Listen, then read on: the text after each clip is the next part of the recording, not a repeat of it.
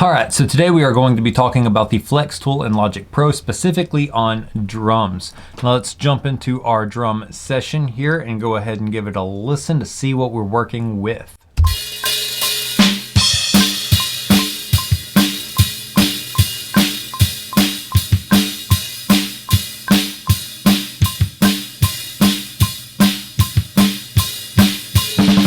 All right, so we have a lot that we need to have fixed. So let's open up our Flex tool up in the top there, and you can see it has gone ahead and chosen slicing for us. Now it will go ahead and scan the audio and choose the option that Logic thinks is best for each track, and slicing is perfect for drums. But let's go through the other options. So first option is monophonic. Monophonic is single note melodies like vocals, like guitar solos, saxophone, stuff like that.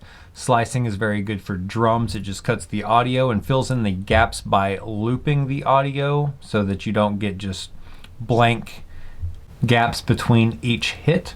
Rhythmic is strummed instruments like acoustic guitar or maybe something along the lines of piano, something that has more notes being played all at the same time. Polyphonic is very intensive on Logic Pro. It uses a lot of CPU, processes a lot more information, but it's good for things like choirs or orchestras, stuff like that. Speed effects is basically what it sounds like. If you stretch out a note, it's going to sound really low and slow. If you shrink a note, it's going to sound high-pitched and fast. Tempophone is a really cool feature that they have put in here. It's based off of a device called a tempophone, obviously. But a tempophone is a tape-based time-stretching device. It looks like this, but what it actually does is you put something that is recorded on tape on this machine, and it plays it at a very fast pace, recording segments of it, little slices of the recording, so that it can actually play it back at a faster tempo or a slower tempo without changing the pitch of it. But in doing that, since it is playing it back in segments, you get a very granular effect. It's very grainy, sort of like say if you had put a very dusty, dirty vinyl on a record player and played that back.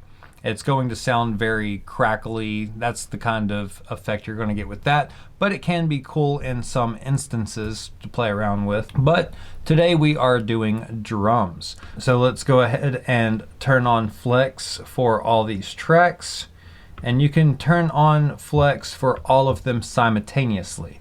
Now you want to adjust every drum hit on every track at the same time.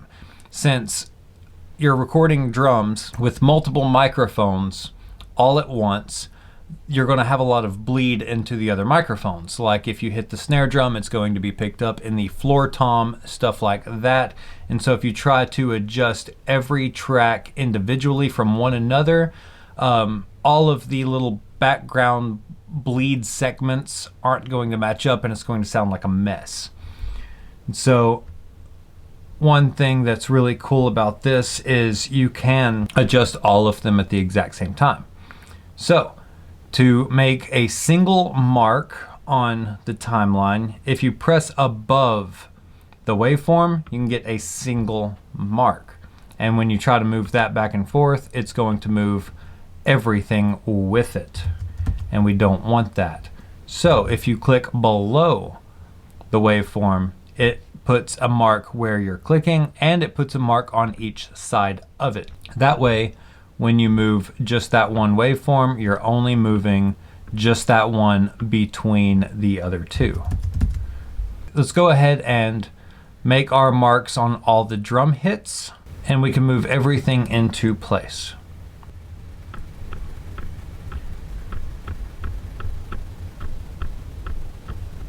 Now, one thing you'll notice is some of these, like this one, shows a segment that is not right on the front of our waveform. So you can click the X on that to get rid of all those and then move it over to where we actually want it.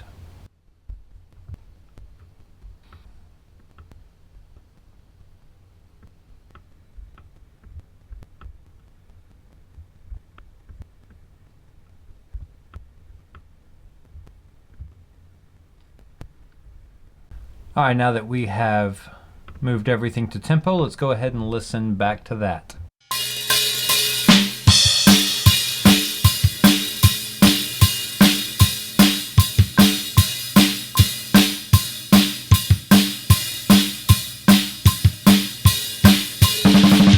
All right, so that sounds much better.